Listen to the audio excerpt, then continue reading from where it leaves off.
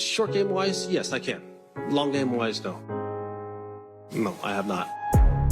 He's talking the long game. They played the long game. They gotta play the long game. They're experienced and they played the long game. No, you're talking the long game. They're experienced and they played the long game. Very nice. Long game is back. All right, Case, good to see you. Look at that fresh players hoodie. How's the merch? The merch is good there. Tell you, we'll get into it, but the merch tent at the Players was in a rough scene by Sunday morning. I read somewhere in like a local paper or like a preview guide that it had opened the week before. They opened it a week before the Players to like locals. Yeah. So I was going through like everything from extra small men's stuff to quadruple XL. So I found this Sharpie blue hoodie. Again, great idea to start the pod with some visual stuff. But follow on YouTube, yeah. So nice merch. Speaking of merch, you've got it looks like a lime, this is the Cradle. lime green Cradle This is the hat. Cradle Spring Edition. We're gonna talk about all this. Before we started recording, I already wrote down in my notes that the title of this episode is going to be a very special Pinehurst episode. Because I like that. Your coach, Dave Jankowski, Janko, coming on in a few minutes here to recap the trip that you and him took down to Pinehurst, right? Played all the courses, a lot of the courses. Yeah. So tell me your experience. Hold on, I'm just texting him again. Do you want to join the pod? This didn't come up the whole week you spent together? I mean, dude, I love him. He's just, you just never know. Like this has been on the calendar for weeks, and I can't imagine. And even we were in the airport on Thursday, and we're sitting whenever we flew him. Yeah, Wednesday night, and he just randomly said to me, he said, "Casey Thomas Ford," and I said, "Yeah, that's his name." He said, "Oh." So it's like he was going through his calendar, like looking, and I was like, all right, that was all I needed to say that he was going to be here. But it's all good. I like that.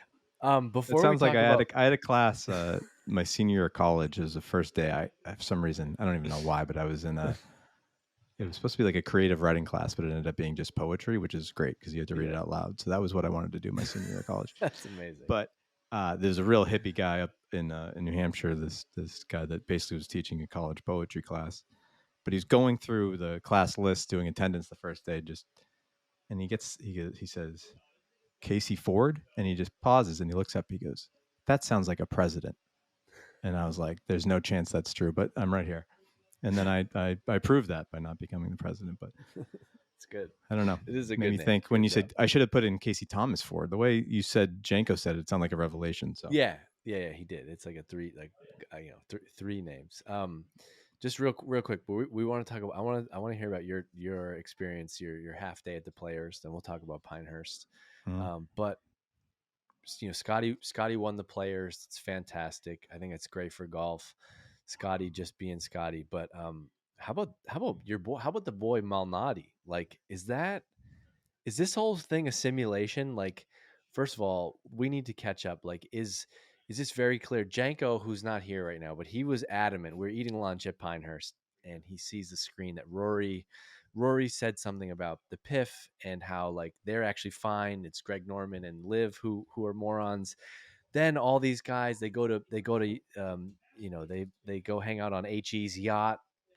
Is it clear that like is something happening? What's going on in your fill me in case? What's going on in the golf world? Is this happening? Is it going to get done? Janko was like, this is going to get done before the Masters, but it kind of seems like they're going to basically leave ditch Greg Norman and Liv, redo this whole thing with the PGA Tour involved, and at some point we're going to have a Super League. I haven't listened to Shotgun Start. I haven't listened to No Laying Up. It's been weeks. I'm actually very out of the golf world right now, so I'm curious to hear where we're at. It's really funny you say that because I was listening to Shotgun Start on my way to the office this morning, and Andy was out, but the guy that was filling in for him, I think one of them brought up that with the Malnati win, is this a simulation? So That's what I pretty mean. funny. Like, because It's a Malnati's script. been like, he's been the guy, like, the player directors, and Yeah. isn't he like the one guy I've heard about for the last year and a Well, half about like he's the guy number 200 in the world. He represents the everyday guy, and then this fucking guy wins. Give me a break. I have an answer for you that I think will perfectly put a bow on all this. But real quick on like the Norman stuff, Yeah. I feel like that's been like goal number one of the top guys for the last year and a half, 2 years, is just get Norman out of that position. Like Tiger a year and a half ago, I think, said like Greg needs to go, and Rory's been saying that. I think before anything happens, they want that piece of it because he's the one that's kind of throwing all the daggers. But the easy answer here is Peter Malnati won after a 9-year break. Recording on Monday morning, he won yesterday because not a simulation, not a script. Because Dave, I want to tell you who I bet on this week, and this will answer it for you. Cam, did you bet on Cam? I bet on Jordan Spieth, who was nice enough to bow up before the weekend, so I didn't have to worry about that. Mackenzie Hughes, Yep. who had the lead, I think, until the 11th hole. Cameron Young, who really just needed a par on 18. And Justin Thomas, who had the lead to start Saturday and then proceeded to shoot like 80 with 40 putts. So as we know, I put the hex on people. He was like the only guy I didn't have. Couldn't cash out any of this stuff because I was in Vermont on a family trip for the weekend. So Wait, what? You couldn't that's cash probably out? You had the, no that's probably service? the You had answer. no service to cash out, or it's like, why couldn't you cash out? Out of state betting, you can't cash out of a bet. Wait, your phone so it knows if you're out of state, you can't cash out if you're out of Every state. time you That's log into a insane. betting app, it's like verifying your location. If you close your phone for like 30 seconds, you get to log back in. Damn. Yeah, if you want to bet on your computer, like through the website, like FanDuel, DraftKings, whatever, you have to download some kind of app that shares your location. Could that be a big deal? Like if you were up a bunch and you wanted to like cash out a bet, like could you cost yourself money by being out of in a state that doesn't have gambling? Put it this way, I had like a $25 pre-tournament bet on Mackenzie Hughes that I could have cashed out for probably like $600-700. Damn. So yeah, it's kind of a big deal. What happened to Mac? He didn't read he didn't study the 4 foundations. Hard to say. I was on stretch. I was driving home. I was in a 4-hour drive home, so I couldn't really check. I just read. I was going through my emails, catching up, and early this morning, and I get this guy Jeff Shackelford's email, and he said that Cam Young. I didn't watch any of the golf, but he said Cam Young was asked after the event, and he said I have this written down about driving home, a 4-hour drive with a 1-year-old and a 2-year-old. They asked him after the round. He's still. I think he has 8 or 9 second place finishes. He's never won. He's like the rookie of the year, but he's just never cashed in. And they asked him like, "What's your mindset after today?" He's like, "Well, I got a 4-hour ride home with a 1 and 2-year-old, so that's where my mind is right now." Which I felt yesterday. I had a 4-hour ride home with a 4-year-old and a 1-year-old. I love that so much. I love it just because like I'm picturing like them being at the tournament, like after the round, like he goes and puts his bag away, goes in the locker room, and like his wife is just like waiting for them in the car, and he just gets in the car and they just drive home. Like he's just back to regular guy. I love that. Yeah, I wonder if the pros prefer now they're getting away from Florida. Now we're on to Texas the next few weeks and then Augusta and so on. But so many of these guys live in Florida, but I'm sure it's that awkward distance from home. It's probably a 2 or 3 hour drive, so they don't fly. So yeah, it's like they just want to get the hell out of town. I'm sure they all live in Ponte Vedra, and where was this one? Outside Tampa. So I think it was Tampa. Not exactly around the corner. Yeah. So Malnati wins. But we got to talk about this first. I sent it to you. Okay. The post game interview. Did you shed a tear? Great. It's hard not to get misty at that. I mean, we talk about this a lot. I remember we talked about it in our first episode, and I felt this a lot. Like golf is my favorite sport, not because I love playing it, but because these are the kind of things that can happen. Either these things can happen playing, whether it's like a small tournament that you're in that you somehow win, but it can always shock you. And the fact that, like, tell me a sport where this can happen. Some guy who's been out of it can come out of nowhere and win and have that kind of emotion. And like that wasn't a misty cry. Like Keegan got a little misty last year when he won in Connecticut. Yeah. But Keegan's this got, was like, this was like when 50 people say let million. it out. This was a let it out. This was a Yeah. sobbing. This was a therapeutic almost. And Well, I mean, they haven't had a lot of stars win this year. Scotty won last week. I think this was a pretty cool story. He had a great quote out. In him talking about it after, he basically said, most 90% of us are out here to just like, I just did the thing that 90% of us want, which is just like win one tournament on the PGA Tour, like make it to the PGA Tour and win a tournament. I didn't get misty. When I watched Watching it, that I interview? wasn't. No, I didn't because I think I watched like in the middle of something. Like I think if I like had caught that in a different, like, trust me, dude, I got misty like after Blocky's hole in one with his interview with Amanda. Like Cut that. I don't know why. We'll cut that. That's We'll not good cut for your that. cred. Please cut. No, cut it. Cut to the clip of Blocky right now. Rory, did it go in?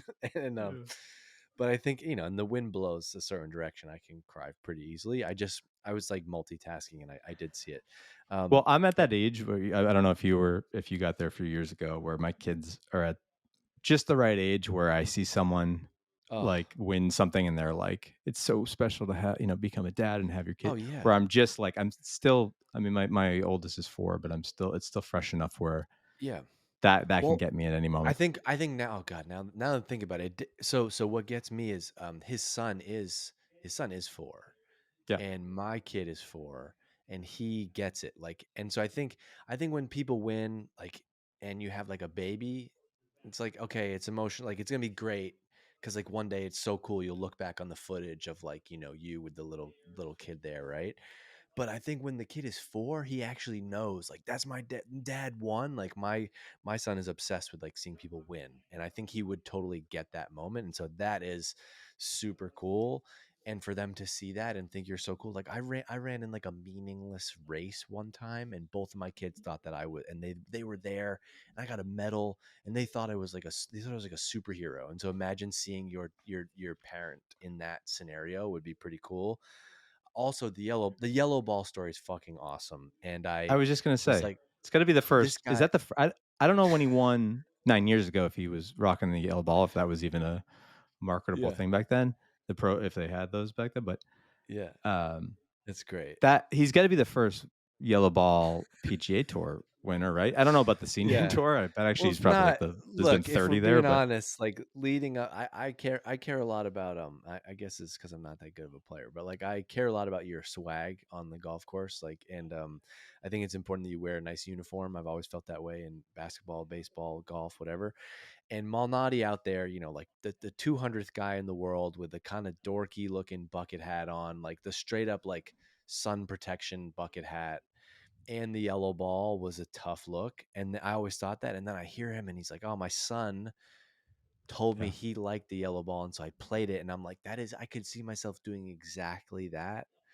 Like last year for Father's Day, my son got me this Sonic the Sonic head cover. And it's not like a regular size. It is like humongous. And humongous. It's upstairs right now because I traveled for golf, and he hadn't seen the head cover in a while because my clubs have been away, and so he's been playing with it. But it's literally like, if you see me on the golf course, you're like, oh, that's the guy with the Sonic the Hedgehog head cover. And I just owned it, and it made me happy. And it's like, every time I see my golf bag, I think of Sam and how much he loved the Sonic. And so I totally can relate to, like, if my kid was like, play the yellow ball, I'm like, all right. And then the fact that he won was amazing. I talked about I do the smiley face in my ball, but that came from like sitting with my daughter once after I played around and came home, and I was just like, I had a golf ball in my pocket and I had a Sharpie, and I like drew it for her, and she liked it, and I was like, oh, this is kind of a cool thing. Yeah, so, you can draw on this. I totally get, like, that's kind of what I mean. Like, he obviously, Peter Malnati is, in the grand scheme of things, one of the best golfers on the planet. Like, it's not even close. You have 8 billion people, and he's one of the best 200, right? No question. But in the world we watch, I don't think there's a sports equivalent to like that guy doing what he did, right? I mean, it's not like it wasn't the deepest field in golf, but golf is like a marathon. Like we talked about it, like you can do the best you've ever done and still not come close. Like you have to have the week where no one else has their career week, and it's just such a cool story to me. And he also gave us one. I don't know if you saw this, but one of the I think my favorite shot tracer of all time. Did you see the top I wood he did. had from? I It did. just never got off like an inch off the ground. Unbelievable. Like that guy won a tournament over Right. like big deal, big money players. So I did. I saw it, but it and wasn't. it It is wasn't. It must not have been a top though, because I saw the screenshot that I saw was the ball speed was 159, which is like he still must have. It might have been one of those where like you top it, but it still goes you pretty just saw a pretty far. screenshot. Yeah, You haven't seen the video. I've seen the You get to see tracker. the video. Yeah, it like Okay. barely crested. It kind of worked out for where what he was needed to get around that corner. But yeah, like that's as close to a pro like that's going to come to topping it. But it's just cool. Like that's the guy that won. He Yeah. out of all these guys, that's the guy that won. Yeah. But yeah, definitely. I don't know if it's the first yellow ball winner, but definitely bucket hat yellow ball combo. The other thing on my list. Yeah, there he is. The man is here. The other thing on my list. Okay, so we talked. Don't interrupt now. Just hang out for a minute. We're flowing. The podcast is going. I'll tag you in a minute. The other thing I want to mention to you, Case, is I did watch on the flight. I watched. I'm halfway through Full Swing. Oh, good. So, So that's what 4 episodes, four and a I half. finished the Joel Gino. I think Joel Gino was my last episode. Which Yeah. So I'll tell you, just going. Give me a break go, with those two, dude. I'm Really? done with. Yes. Holy shit! I was gonna Eject. say my Eject. take was going into that. I was like, I'm kind of over this story because it's been so cool, and I put the odds of them winning me kind of back on their just like being on in their corner at like Yeah. 1,000,000 to 1. And after watching that, I was like, I mean, that's as genuine as a moment on that plane as you can possibly get in 2024. I guess. Really? Joel was crushed and Gino was not. Like that was like we've all had that. Like that's the emotional friend. Like you know, Totally.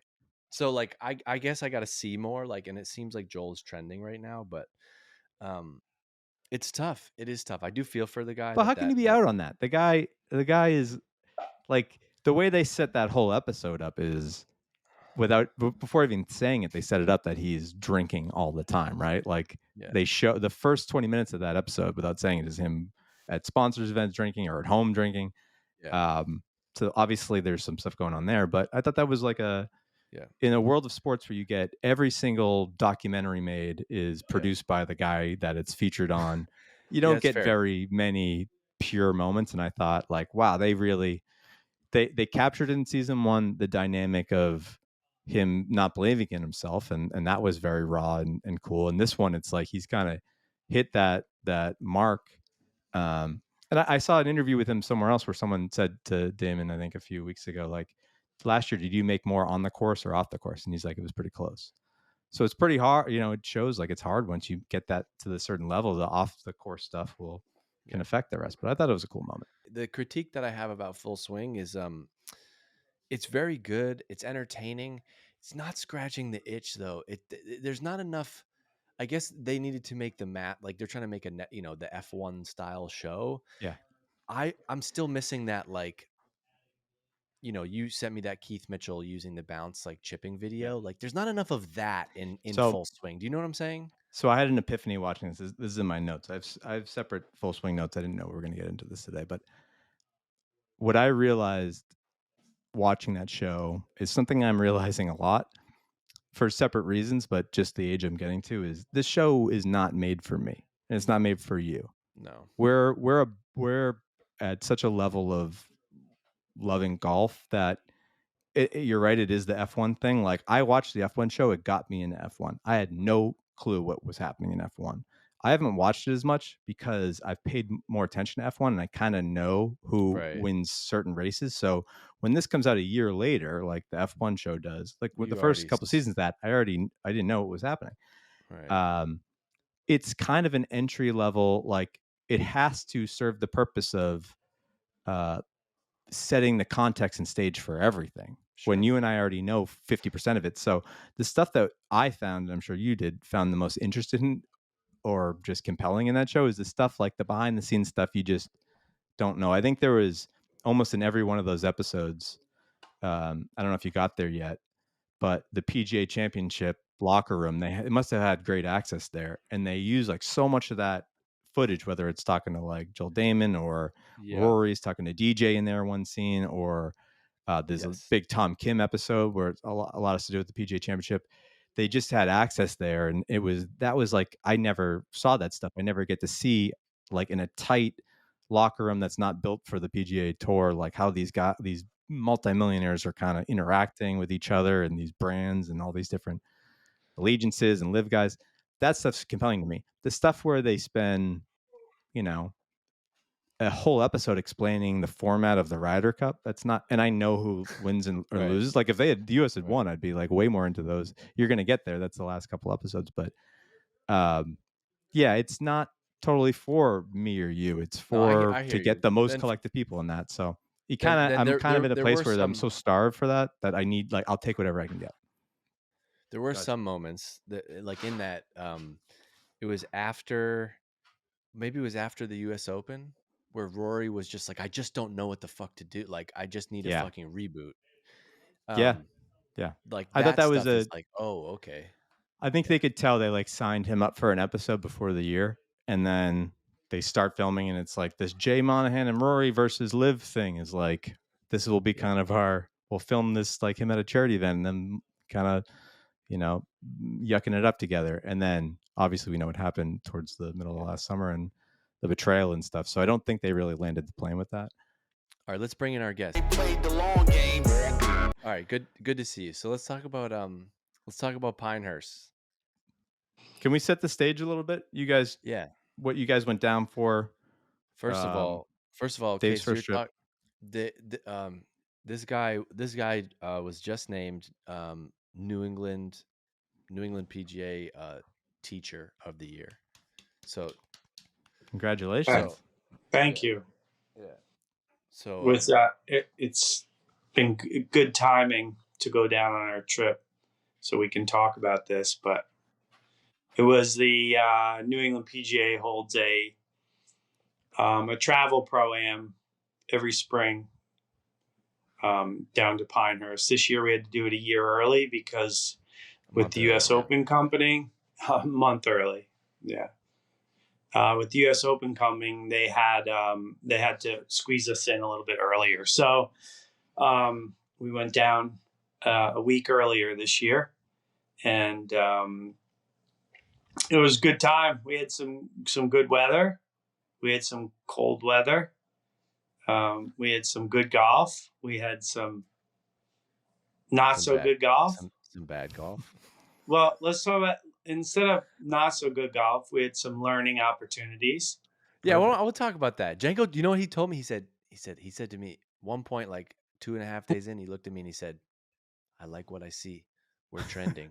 We're trending. Well, I was just going to say, the next day I shot 100, but should we set up real quick, Dave, for our new listeners that maybe have joined us since Janko's last appearance, who Janko is in your relationship? Yeah, sure. So as I mentioned, this is Dave Jankowski. He is he's a golf professional that I met up here in Vermont. He was teaching for a while up here. He's a great player in his own right. Multiple years has played in the PGA National Championship. We got to get him through there to get him into the PGA. The next blocky, no doubt. Or the first Janko. The first Janko. That's right. Love that. That's a great. Yeah. Did it go in, Rory? The first Janko. And we got connected. I started going to him a couple of years ago, but we really connected last year. He went from teaching at a place outside. He went the entrepreneur route, built his own business. He operates a business called Golf Garage, and he has an indoor facility here in South Burlington, Vermont. And he also just opened a second location in Lebanon in New Hampshire. And it's amazing. He's changed my perspective on golf, taking it from a sport that I would play for 6 months out of the year to a full-time, year-round indoor sport. Taught me about the actual how to swing. I played golf my whole life, and he's taught me from how to swing it, TrackMan numbers, all the physics and geometry that you need to know to how to hit the ball in the air and spin. I've learned it all in the last year and a half, and we've also become friends. Like, we talk a lot about business, we talk a lot about our family, personal life stuff, and he gets the opportunity to go on a couple of these trips where you can bring a group of 3 or 4 people. We went to Vegas in November, and then this was the one that I was really looking forward to, which was going to Pinehurst. And it's also pretty cool to be able to go and play. You know, we work on golf a lot together, but to be able to go play 4 rounds with the guy who helps you with your golf is amazing. It's like, it's better than having a great caddy. Your caddy tells you one thing, Janko's like, no, just hit that chippy 8 you've been working on here. And so I feel like we learn more. And I think we've talked about golf instruction a lot in this podcast, but it's one thing to get lessons, to actually go and have your coach or instructor, whoever, see you play is way different than sitting there and him. You know, if I sit and hit 57 irons in front of him on the TrackMan, like, they're going to be pretty good. When you actually get out on the course and it's 38 degrees and there's wind off the right and we haven't warmed up and we didn't hit any balls yet, and I'm playing on Bermuda for the first time and I have no idea how to manage grain, it's an incredible learning. So we got down there, we played Pinehurst. We played Pinehurst number 6, number 2, number 4, number 8, and we came home. Oh, we played the Cradle. We played the Cradle. Dave chipped in to get us a skin. I chipped in to get us a skin. On the Cradle or on the Cradle, and I almost had a Cradle hole in one. I hard lipped out, like I have a hard lip out on it. It bounced in front of the cup, spin, and slipped out, but it didn't matter. I don't have one. So this would be very specific to just people who've played that, but do you know what hole it was? Wasn't that up hole 1 in front of the bar? It was it? maybe like, it was 5. It was 5, that short little up the hill one. Not the one right below the bar, right? Right below the no, not that one. No, that's 3 going there, 4 comes back down. It's like the way downhill. One. Oh yeah. Yep, gotcha. 5 heads way up, uphill. Next one comes back. It's like 76 yards. It might even be less than that. Yeah. That third hole is the one to get one on about 4:00 in the afternoon when there's 50 people there. It's pretty. So it's funny you said that, because when we played the Cradle, it was like the most tame, family friendly environment. Every time ever. I played, like when you sent me that video, I was like, what course is this? This is utter insanity. Dave was thrown way off. He was like, different place. Wait, you guys didn't go see it? Like when there was, I guess you guys weren't there on a weekend, huh? We were no. But still, there was no crowd. Did you ever go over there afternoon? It can get rowdy over there. I was there. I've been there a few Friday or Saturdays where people are definitely shoeless, but shirtless and can barely swing a club, and it's dangerous. I don't know if you saw that video I showed Dave that I took, but the 2 days we were on property over there, it was a little chillier too, so people weren't in there. People weren't getting after it like they would if it was an 85 degree, 80 degree afternoon. That's true. And they have a lot of U.S. Open prep going on over there. Like, ranges closed down. There's construction vehicles around, so it wasn't midsummer full blown experience, but it was a lot of fun. We were over on like 7, and I look over and I see one of my golf professional friends hitting a trap shot out of the bunker short of 3, and I'm like, what? That's like 30 yards and you're on a mat. How do you even accomplish? I'm like, how was that bunker shot? He's like, oh, don't even. he elbowed me. He elbows me. He's like, look it down there. And I'm like, what? He goes, how is that guy in the bunker? He goes, that guy's a golf professional. How is he in that bunker? I'm like, I didn't even know there was a bunker on that hole. It was pretty good. Yeah. It was fun. Was this your first time down there?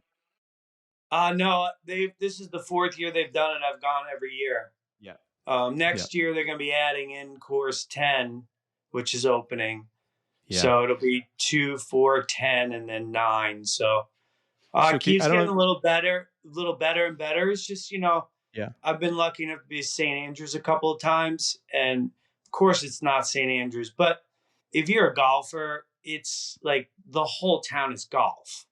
Yeah, as is St. Andrews. Like, everything just revolves around golf. Everybody that's there is a golfer. So, it's just a matter of putting yourself in that environment. If you're really into golf, you can really appreciate everything going on there. It's a really cool spot. Not a ton to do except for golf. You're there for golf. They make it's like a campus for golf. So that was my first time. That was my first time ever doing something like that, and that was what I wanted. That's okay. the fact that we stay, like, once we got there, we were there. Like, our clubs are there, your hotel is right there, all the restaurants right there, the food is good on site. You finish up, you have lunch at the Deuce on Monday. So we played number 2 on Monday, and we should talk about that. But we played number 2 on Monday. We had lunch. It was like 3:00. 2 other guys we were playing with went back to the hotel. Janko kind of looked at me. He's like, I mean, we're at Pinehurst. We're down here to play golf. Like, what are we going to do? Go sit in our room the rest of the day? So he went over the shop. He's like, hey, where can we get on right now? And he's like, you guys could go play number 5 right now. And we played 15 holes in 2 hours, just me and him in a cart over on number 5. And it was like a muni type of course, but we just, it felt awesome. It was not like, you don't have to think about where you're going to go. Like, you're just there to play golf. There's food. Everything is right there. That is like that was a proper golf trip. I love like the little schedule. I think it's almost like a bag tag they give you when you get there. It's like, here's your itinerary. Here's where you have to be, what time, and it's so easy to get around it. It's really cool. It's still unbelievable to me that I'm going down. I'm playing number 2 a month to the day before the opening round of the U.S. Open on that Thursday. Years ago, the USGA used to come in and like shut down courses for a year before U.S. Open. Now, because they have this rotation, I think they have better relationships with all the groundskeeping staffs of these courses. They can push it that way. But it's unbelievable to me. We're going to play a month before. I bet there'll be a lot of, some holes we can't play and stuff like that. But no, Dave, it's a special place. Yeah, I never told you, with all of the stories I've told you on these trips, of which half you can't even believe. The first time I was ever to Pinehurst, I was 12 years old, and my grandmother, I remember to this day. So my father got me a trip to go down there. They put me on a plane, sent me down there. They had, this was, what was it? Had to be, mid 80s, early 80s, drop you off, bring you in, put you on a plane, leave you at the stewardess. You get off the plane down there. Pinehurst picks you up. I was there for a 5-day golf school. I remember to this day, my grandmother pressing my pants, pressing my jacket, because you had to wear pants and a jacket to dinner every day. You had a roommate, stayed in the Carolina Hotel. My roommate, I think, was his father was a golf professional at the club that Paul Azinger grew up on. That's all I can really remember. But it was like, that was the first time, like my back then you could just like put your kids on a plane and send them somewhere, right? And they would pick you up, and it was the coolest experience. And then I showed back up 4 years ago, and it was almost kind of like the same things you remember, like pulling up to the hotel, like the nostalgia was the same way. So it's just one of those sort of places where, things kind of change over time, but a lot doesn't, because people that are there are just there for golf. Yeah. My friends and I we do a trip every year, and we have talked every year about switching up from Pinehurst, but they make it so easy, and it's so, like you said, so golf focused that we could go play more interesting courses, but it's because everyone's coming from different places. It's such an easy trip. They make it so easy. So it's such a fond memory. And I was trying to get Dave to buy one of those little houses there on the 5th. I'm like, I know. I'm like, easy flight. I'm like, come on, let's go. Let's do this. Yeah, I right now. Yeah, I could probably grab one of the houses on not next 2 right next now, to Rig. but there's some insane. Either that, or we can go. You could just go straight to the fairway on number 4. Just go straight to the top. This is insane. So I've never played 4, but we're playing on this trip down here. We're playing 10 too, which I'm looking forward to. It was actually the course 2, hole 4. Oh, hole 4, gotcha. Yeah, gotcha. four like that stretch 4 and 5. Yeah, that stretch on 4, like 4 and 5, 4, 5, 6, 7 area is just insane. And there was this one house that was massive and like under huge construction, and Janko used to be in that world, and I said to him, oh, like, how long do you think they're going to take on that? And he goes, dude, that house has to be done for the US Open. Like, that is what they're doing. That's what all these people are doing. I get so confused by that course, because every time I played, they start us on like 14, or whatever is the tee closest to the first hole of number 4, the course number 4. If you start in the afternoon, sometimes they put you off there. So I get screwed up like the front and back, because my number 1, the first hole is always 14. Is that the hole where it's like elevated tee box and it's kind of a dog leg left a little bit, but there's all these houses on the right? Yes. Black Yes. windows. Yeah, those are. Yeah. Someone told the caddy told us that's the same developer did every single one of those. They're Not beautiful. the worst thing that you can do is tell people about who's on your fantasy team and what golf shots you hit. But I'm going to tell you anyway. Janko and I both hit bombs on that hole. We hit bombs on that hole, and I hit an absolute laser to like 2 feet, and I tapped it in for. It was on the edge of the cup, and it was just a fantastic birdie. That was there were 2 real shots on that trip that stand out to me. There was the par 3, which was, we start on 9 on number 4. So the 11th hole was a par 3. It was really cold in the morning, and Dave just pulls out a club to hit the yardage. It was cold, in the face, wind. Saw what I hit, changed his club. We went through it. But that hole in particular, it was a little warmer, nice. We were kind of, 138. The pin was kind of a little left, a little slope there. You could get a wedge there if you hit it hard, but had enough slope where if it spun, it was coming back probably into the bunker off the front of the green. It was like just that right distance. So I get up there, I'm talking to my caddy in between wedge and 9. I said, I'm going to take some off and carve a little 9-iron into the slope and hold it up there so it doesn't spin back. And Dave had wedge in his hand, and I knew he did. And I saw him go back to the bag, and he pulls out the 9-iron. And he literally, another lip out, like hits it to a couple inches. But that's where, where we are in the development of like his game and the commitment he's made to it, and having a coach that he can do this with, who I play as well and I compete as well. And, spin control is obviously the most important thing. And where Dave was, not only with his golf swing, but I like to call it golf IQ. Like, his golf IQ just needed some work as well. And there's a lot of people out there that just can't decipher the distance control piece of it and what spin means to that, and your carry distance and where it ends up. And, the trip that we took out to Vegas in the fall was great. But it was, I think it was a great starting point of like, we've worked together. We got outside. We saw some shots, we saw some ball flight, and we got to work this winter and talk to that and go through some of the things where he still couldn't control his low point, which is basically the bottom of his swing circle is in front of the ball with his driver, and his driver is moving. If 0 is the target line through the ball, on TrackMan, it would be negatives, would be the left side of the ball for a right-handed player. So his low point's in front of the ball of his swing circle, and his swing circle's tilted left by 6 degrees. So he creates an incredible amount of what we call spin loft. So the ball basically gets up and spins sideways. After seeing that out in Vegas, we were able to, get in the lab, talk this stuff, talk through it, and got him to some motions and movements to where he can move his low point behind the ball, get that swing direction more towards the 0 line, and be able to control the way the ball spins as far, not only vertically, but horizontally. And he was hitting bombs. Like, we play up because there's a lot of different age groups.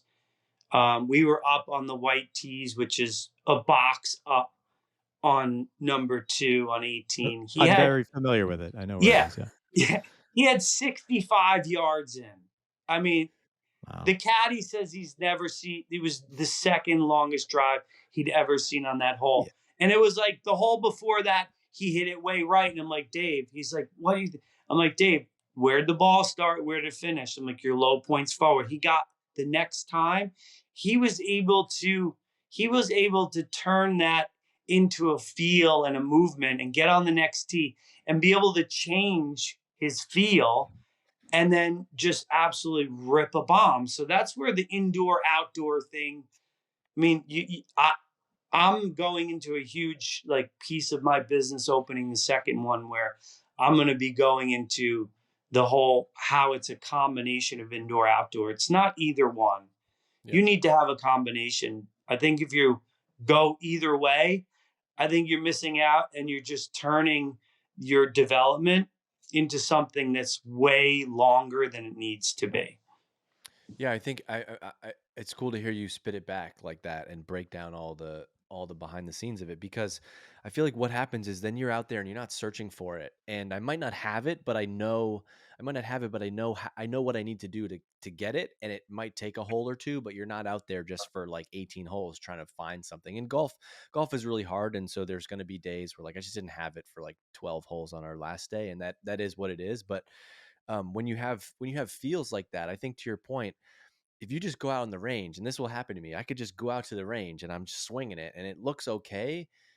I go to TrackMan and I'm like, oh boy, this is way left again. It's that source of truth that I think you need to be able to calibrate that. But also, to me, sending you loads of Instagram videos and YouTube clips, it's like everyone has their own swing and own things that they're working on. You hit a high draw, and sometimes that can be a hook, and you're out on the course trying to work on hitting a high cut. Like if I was working on your feels, I would be way fucked, like way, way worse. You and I are actually working on opposite things. And so Janko swings it like he could swing it 6 to 8 degrees right.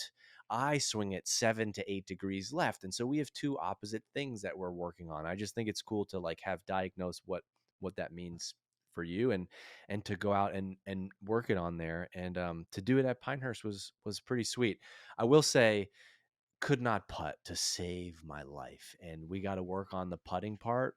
A part of that is mechanics, but also my mind was just blown by how much grain into the grain, across the grain, how much that stuff affects chipping and putting. Like really, for 4 days I was not ever comfortable on the greens. It takes a while, and going down there when you go to 4 different courses, except for 2 and 4 are kind of similar. Every other green surface is different speed, different sort of grass, different grains. So, I mean, that's a difficult piece of the puzzle, especially when you're up north and you head down south. I mean, that's always difficult regardless. How do you feel about that as a small window into an assessment of where your game is at as we head into tournament season, and you got some competitive stuff coming up, Janko? How are you feeling about your game, and where do you feel like you're at right now? I mean, my ball striking has probably never been better in my life. My putting's really good. I think when I get under a little bit more of a competitive environment, I narrow in a little bit. I made a putter grip change that I'm not super happy with, so I got to go back and revisit that. But as far as short game goes, I feel like I have some good concepts and some good feels that I'm working on it. I think when you go down for a golf tournament, the long game stuff is where it is. You're not going to really change too much with that. So when you get down there, you really work on your feels around the greens, and learning the grass and identifying the golf course you're playing, which shots you're really going to need. High soft ones and low skippers, like there's so many different ways to play these shots. And from what I understand, that PGA Frisco, which is the focus right now, is there's a lot of bunkers. There's a lot of, deep bunkers, elevated greens. So knowing that, I got to, do some work on TrackMan just to build the feels to hit those shots. And then I'm going to get down a little bit early and work on that. To your point of, getting into the last day, the fourth day, and kind of in the afternoon losing it. I mean, 72 holes of golf. Look what happened to the leaders yesterday, right? I mean, when you get to that fourth day, the 72 holes of golf, I think this is a big difference. Like, with the live thing, is 54 holes is way different than 72 holes. I'm sorry. That's just my opinion. I've played in a lot of 36 and 54 hole tournaments as a club professional and as an amateur. Once you get into the 72 holers, This is big time. This is where the big time people are living. Yeah, it was no bueno out there. But the course was great. I will say, Case, I think Pinehurst turned me into a little bit of a golf architecture. I'm a big golf architecture guy now. And I'm Yeah, what do you being think? 2 versus 4.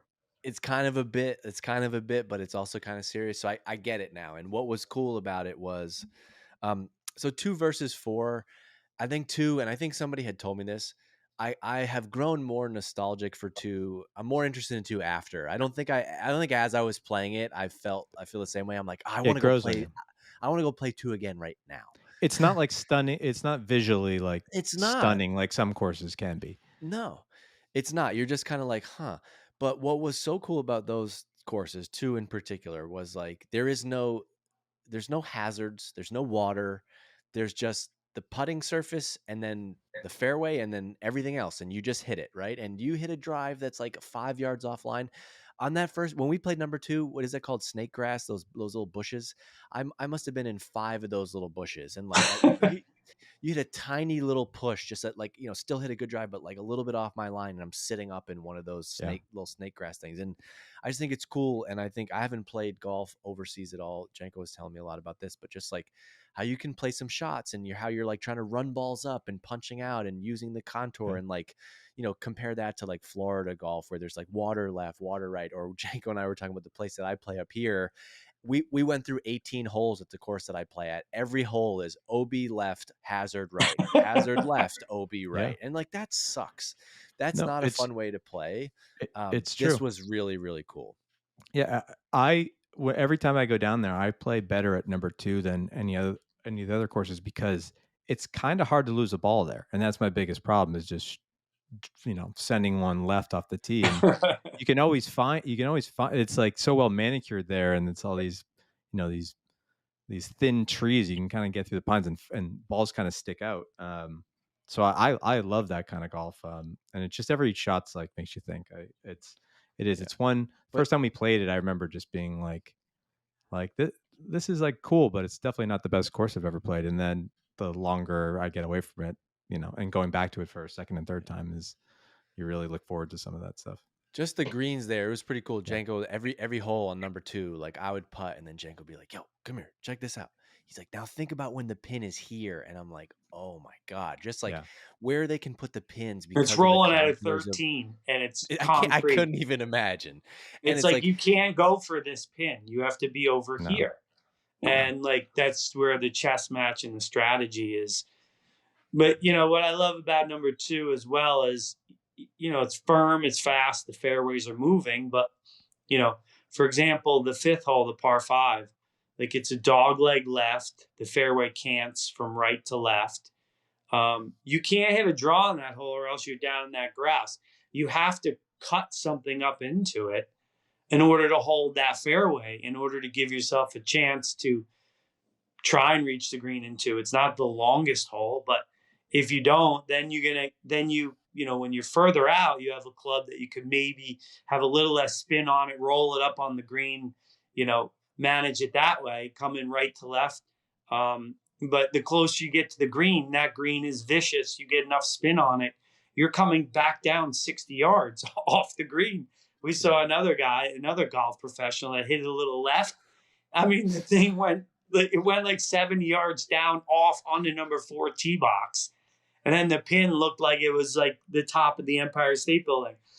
It's just like, it's the strategy and the things you have to think about to play those golf courses. That's why it's, the U.S. Open golf courses. It's like, you have to just golf your ball. So that night I laid in bed and I was watching on my iPad and I pulled up the 2014 U.S. Open and watched those guys play. And Phil, Keimer ran away with that one. But on that hole, Phil was where Janko and I both hit very good drives there that just rolled out of the fairway. And we both were in that like first, that kind of deserty area over there and had no way to go for it. In the US Speak for Open, yourself. Oh, did you go for it? I made birdie. I went back to back. I went back to back on 4 and 5, FYI. I got a piece of the fairway. You did. Oh, you got a piece of Yeah. fairway. Yeah, that's right. That's right.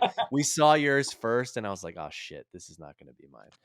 So I was going to But- ask you. I know with it might be a tough question or just a tough question not to answer, Scotty Scheffler, but like maybe the question isn't what kind of golfer do you see, or what golfer do you see winning this year there, but maybe the type of golfer. Like, what are the three things people really need to do there? You said golf your ball, but I mean, ball striking is huge there. What else?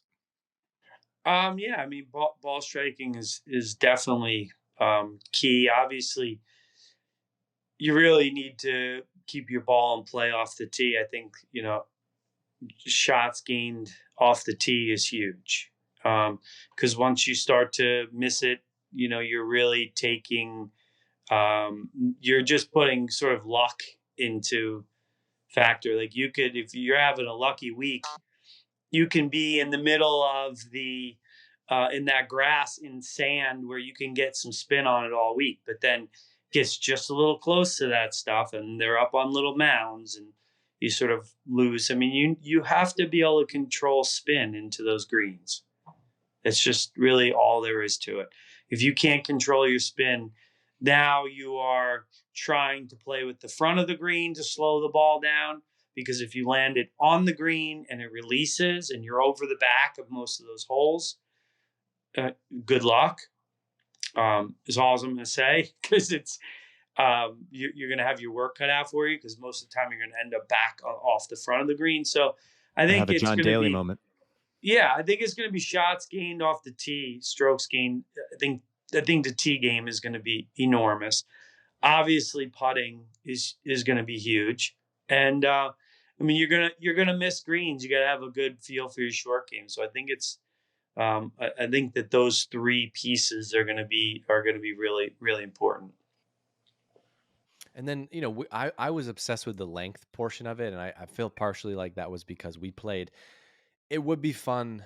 Like we were saying, like, it's kind of it was still amazing. It would be fun to go back and tip it out and just see what shots you'd have in there. But, Janko would keep saying to me, like, yes, it is going to be long. But they have that thing so firm and fast that if you can keep the ball in the fairway, you're going to be getting 30, 40, 50 yards of roll on these shots. It's not like a straight carry the whole way. But you gotta be you have to drive the ball great at that course to play well. Like there is no, To be in position. You can't score if you're not in the fairway, because you just have no idea what you're going to get. You might get lucky and have a totally fine lie over in that snake grass and stuff, but like you just can't risk that. You have to be in the fairway, and so you got to hit it far and be able to be in the fairway. That's kind of it, right? And it heavily favors a fade off the tee. Yeah. The I was golf going to course say, Dave said he heavily. birdied 18. That had to have been a good fade drive that found the fairway, right? Yeah, I aimed up the left side where those grandstands will be, and I just ripped a cut up there, and I had like a 62 yard little wedge, and I made a putt, and like 4 people that were eating lunch at the Deuce clapped. It was great. It was a great moment. That's what it's all about. I've never had that. We had someone in our group, someone off the roof there, which was a different reaction from the crowd. And I said to Dave, could you imagine when that place was all gnarly Bermuda everywhere, where it's sand and that grass now? Like, I mean, yeah, the photos how are do you so even different. yeah, but I mean, No. there you have no chance of putting spin. I mean, it must have been really, really difficult. Yeah, I watched some videos from like 2004 US Open maybe, and it looked like Augusta. Honestly, it was so green. It looked so different. And then I was like, wait a second, this is Pinehurst. And then I flipped over and I started reading about the restoration and all that stuff. Yeah. And I was like, oh, they put 20,000 of those, bushes in there to restore it. You asked about number 4. Number 4 was sweet. Also, it reminded me of the course that you play out of. There's a lot of gill. I'm not an architecture guy, but there's a lot of par 3 over waist bunker hazard type of stuff, and that course was sweet. I actually thought the last course that we played, number 8, was very off of the main ones. Like number 8 was a very, very good. 8's my favorite non-2. I've never played 4, but yeah. The ones we've played, yeah, I'm looking forward to seeing 10 too, which is brand new. I meant to ask you, when you played number 2, did they tell you like every bunker on that course is like you can ground your club? Yes. just wild, right? I mean, there's some places that are like, you don't see that everywhere. We didn't know if they were telling us that just to keep play moving or not, because we had some hackers in our group. But will that be the case for the Open? I think that when you have a place that's sandy like that, just like what Yeah. happened up at Kohler, I think that they try to do that so that they're, if you're in a sandy area going down to a bunker, how do you delineate Right. what is what? Right. So my feeling will be they probably will, just to kind of keep any of those rules issues out of it. Right. But yeah, it's certainly interesting to play the golf course like that, where you always, the caddies always remind you can take a practice swing, right? You can. Yeah. And Yeah. I mean, when you can feel the interaction with the ground, it certainly is a bonus. Yeah. I didn't know that, and one of the guys in our group was just over there hacking away in the bunker, like next to the green. I'm like, what the hell is he doing? Yeah, it's like, I don't know. It's like, you sure I can do this? It's funny. Yeah, it certainly feels weird at points. That's for sure. Yeah. But it's I mean, like they're trying to get like traditional old school golf, right? Yeah. I mean, that's kind of what they're going for, where it all began. Also, just seeing how much Cradle. effort, like seeing what they're doing to get ready for that tournament is insane. How much just the footprint of like putting up those grandstands, doing all that stuff, makes you understand like how much effort goes into a PGA Tour event. Never mind a U.S. Open is pretty nuts. So, I got to jump. So we gotta wrap. But Janko, between now and the PGA professional championship, what do you focus on? What are you going to work on? What's top of your list in the golf world?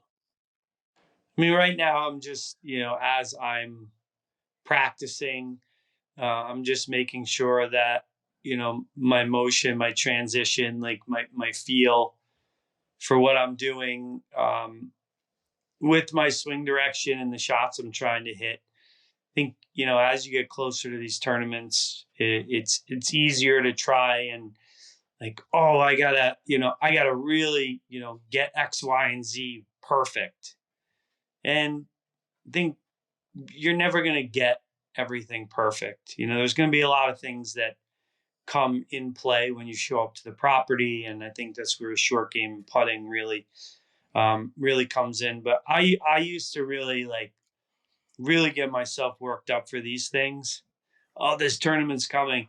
And as we work on, it's, the better you get at just approaching it like you approach everything else, the more it normalizes it.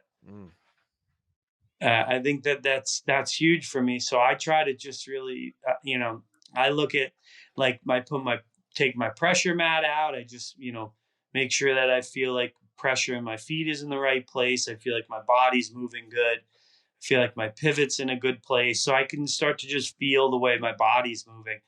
When my body feels like it's not moving well is when, it gets tough for me. And I feel like I can't get my direction enough left.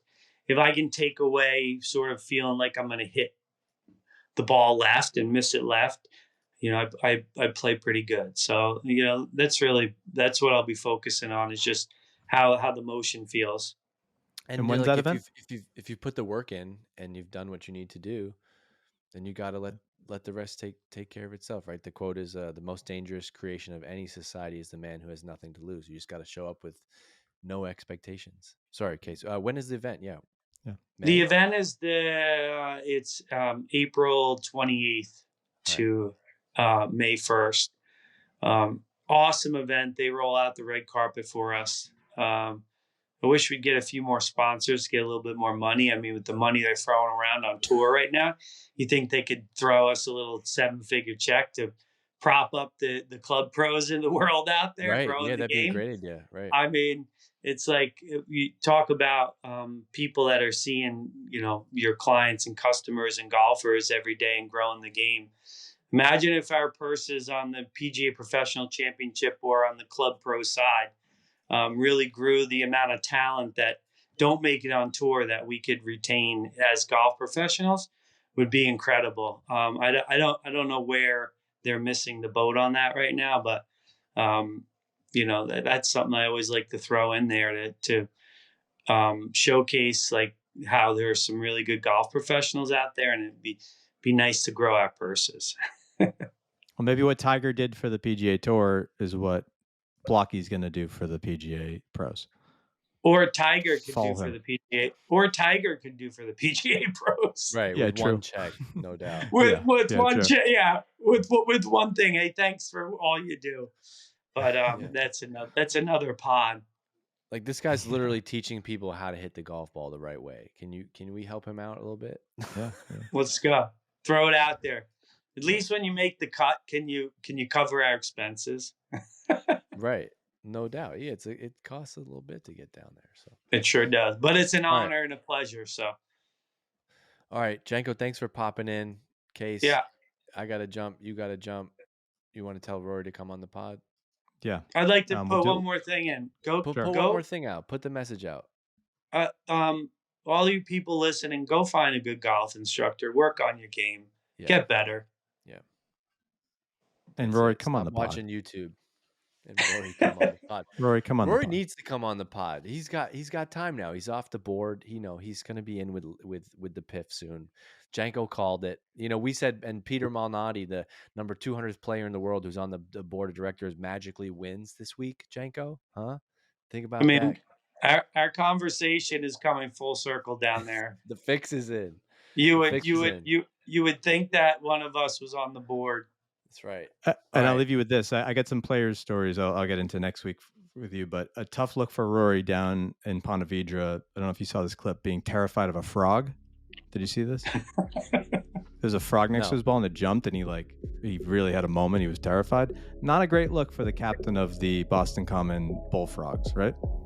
It's like if Jason Tatum was afraid of like a leprechaun or something, right? We can't have that. So Great nugget. if he wants to come on to discuss that, we're happy to have him. So Rory, come on the pod. He's talking the long game. They played the long game. The long game gotta play the long game. They're experienced and they played